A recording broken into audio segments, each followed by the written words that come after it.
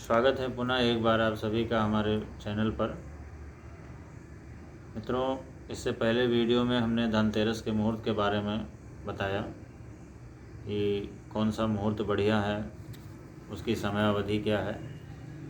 अब जैसे प्रायः सभी लोग धनतेरस पर कुछ ना कुछ क्रय करते हैं, ख़रीदते हैं, घर पे लाते हैं कि उनके घर में बरकत हो, वृद्धि हो और सुख समृद्धि आए, माँ लक्ष्मी का वास हो।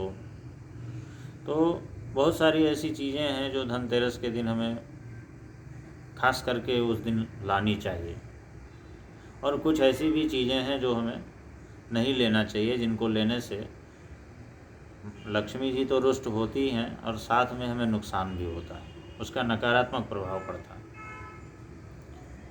तो ध्यान देने वाली बात है, बहुत ही ध्यान देने योग्य बातें हैं कि इस दिन हमें क्या क्या खरीदना चाहिए और क्या नहीं खरीदना चाहिए।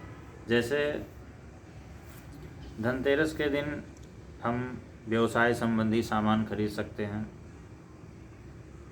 और झाड़ू, पीले बर्तन, चांदी की मूर्ति, चांदी के बर्तन,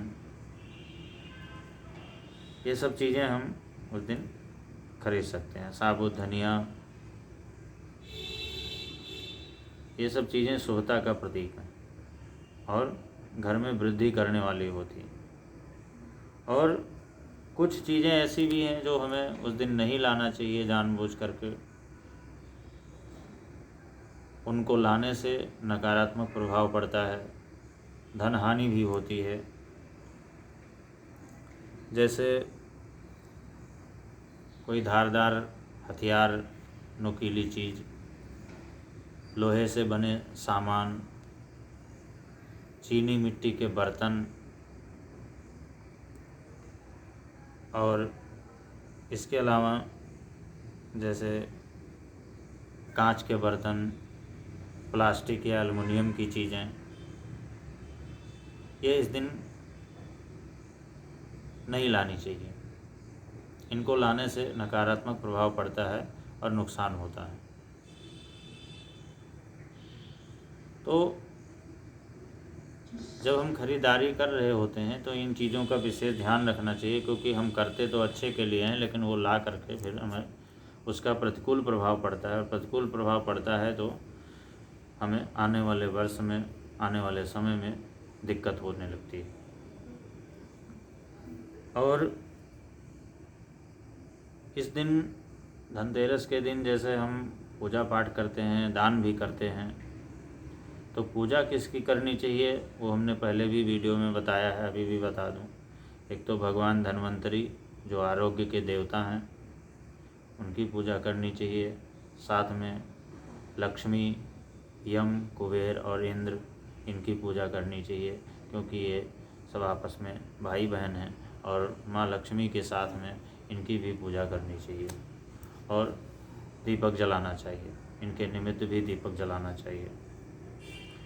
और दान करने की जहाँ तक बात है, तो दान करने में भी हमें विशेष रूप से ध्यान देना है कि कहीं ऐसा ना हो कि इस दिन हम जो परिश्रम कर रहे हैं, जो पूजा पाठ कर रहे हैं, जो अनुष्ठान कर रहे हैं, वो इस उद्देश्य से कर रहे हैं कि हमारे घर में माँ लक्ष्मी का आगमन होगा।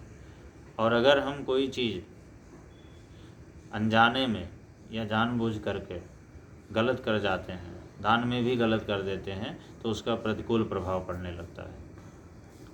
तो ध्यान देंगे कि कौन सी वस्तुएं इस दिन दान करने से हमें लाभ मिलता है, उसका विशेष ध्यान रखने की आवश्यकता है। जैसे अनाज,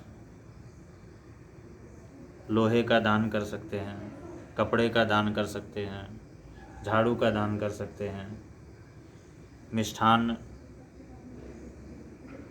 मिठाई इत्यादि दान कर सकते हैं।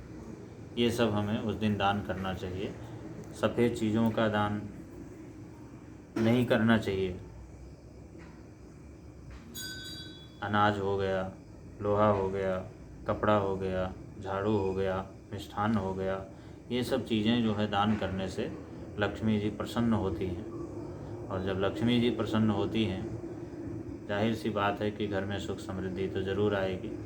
तो इसलिए इन चीज़ों का दान करें, और जो खरीदना है, जो चीज़ें जो घर में लानी है, ऐसी चीज़ें लाई जाएं जिनसे हमें प्रतिकूल प्रभाव ना पड़े, और जो चीज़ें नहीं लाने योग्य हैं उनके बारे में हमें सोच करके नहीं लाना चाहिए, क्योंकि उनका प्रतिकूल प्रभाव पड़ता है। मित्रों, धनतेरस के दिन से ही ये जो 5 दिवसीय महापर्व है इसकी शुरुआत हो जाती है। ये प्रारंभ का दिन है, और वास्तविक रूप में इसी दिन किसी कार्य का जो शुभारंभ होता है, जो श्री गणेश होता है, प्रथम दिन जो होता है, बहुत मायने रखता है, उसकी बहुत बड़ी महत्ता होती है। तो इस दिन ज़रूर जो है, चाहे थोड़ा समय लगा करके करें, लेकिन अगर इस दिन लक्ष्मी जी और गणेश जी की पूजा करें तो बहुत ज़्यादा लाभ मिलता है। दिवाली तो है ही है, लेकिन उसके अलावा भी इस दिन से शुरुआत होती है। तो हमारा ये श्री गणेश अगर अच्छा होता है, कहते हैं कि अगर शुरुआत अच्छी होती है तो सब कुछ बहुत अच्छा होता है। वैसे भी इस बार कई वर्षों बाद धनतेरस पर त्रिपुष्कर योग बन रहा है, इसका लाभ ज़रूर लें और पूजन करें। उससे ज़रूर माँ लक्ष्मी प्रसन्न होंगी और सुख समृद्धि का वास होगा। बहुत बहुत धन्यवाद।